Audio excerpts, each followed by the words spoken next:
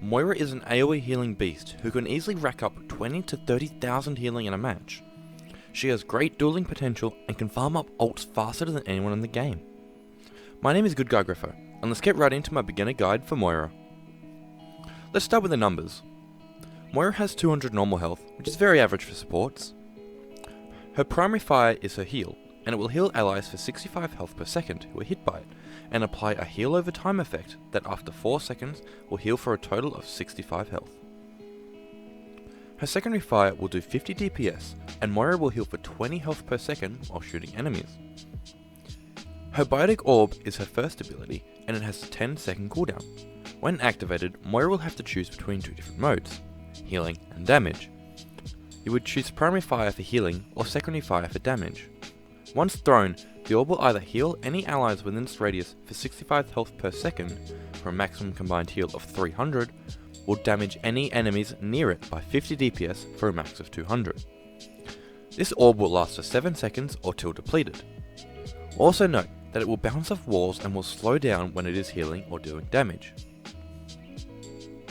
Her second ability is Fade. This is Moira's escape tool, and this makes her extremely hard to catch, as whenever she presses it, she fades out and becomes invisible and undamageable for 0.8 seconds. While in Fade, Moira has 250% movement speed. Her ultimate, Coalescence, is a massive beam which can harm enemies while healing allies. It will heal for 140 health per second on every ally, and will deal 70 damage per second to every enemy. Also, while in her ultimate, Moira gets a 50% movement speed increase, as well as 50 health regen per second. Moira's healing is not like any other support. Since it can heal all her allies at once for a total of 65 health per second each, it is balanced out by being on a resource. This means that she cannot permanently heal and needs to constantly manage her resources. To get more resources, Moira will need to damage her enemies. This means that Moira will have to be on the frontline battle, balancing draining enemies for resources and using it on her team to keep them alive. This is the most important part about playing Moira, and is what separates the different skill level Moiras. Okay, so now we know how Moira's unique healing works, let's talk about how to use it effectively, to make the most of her limited resources. When healing small amounts of health, or when in no danger, you can use a tiny amount of resource to apply the heal over time, which is much more efficient than just using a chunk of resource to fully heal. You should also look to use your Biotic Orb to do a lot of the healing, since it's on cooldown, and it allows you to save resources for later on in fights. By combining both her Biotic Orb and her primary fire, Moira can heal for a total of 130 health per second on every one of her allies. As we can see, Moira has the potential to do a large amount of healing to all of her allies at once, and she is the best hero in Overwatch to do this. As such, any comp that wants to stick together and take closer ranged fights where Moira can damage enemies are going to be favourable for a Moira. In these scenarios, Moira will be doing so much healing that she will most likely be the first character in the game to get an ultimate.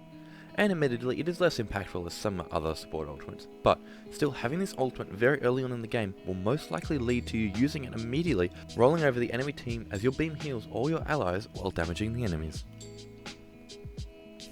Fade is an extremely important ability to Moira. It gives her the survivability and mobility needed for her to survive on the front lines. Apart from using it to get out of bad situations, you can use it on certain spots on maps to achieve a fade jump. These require some practice and knowledge on where you can on certain maps, but once you know them, your mobility on Moira will be unparalleled.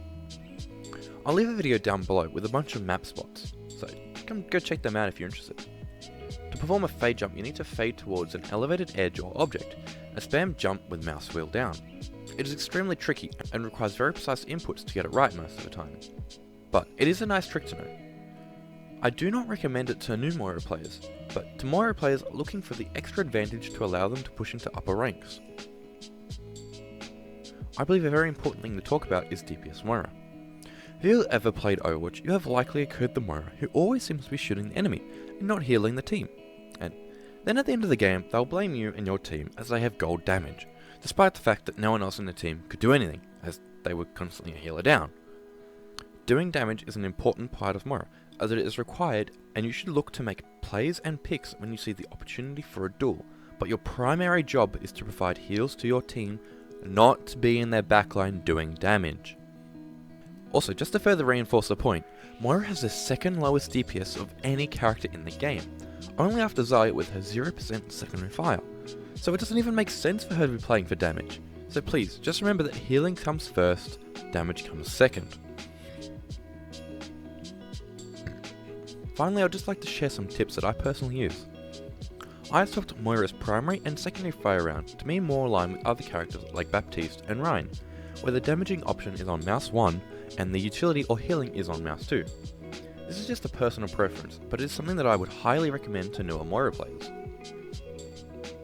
I would also recommend leaving any tanks that need significant healing to your other support if they are safe. Since Moira has a limited amount of heals, using a large chunk on a target out of combat is not smart, and you should leave them to your other support. When you're about to ult, you should always throw out an orb at the start. Since the ult lasts for 8 seconds, the orb will have 2 seconds left on its cooldown, basically giving you free value and some extra healing or damage to help you focus down your target. Moira's Fade will cleanse some CC abilities, like Mei's Freeze, and allow you to escape Zarya's Grav and Sigma's Graviton Flux. This is very important and ensuring that you survive massive ultimate combos and healing your team afterwards. Anyway guys, that's all I wanted to share with you about learning how to play Moira. I hope that you are able to improve your Moira play and see more success in your games. Anyway guys, if you found this video helpful, learned something new, or enjoyed it, why not leave a like and subscribe. Till next, see you then. My phone lights up, but it's never you. I can't help but feel so lonely.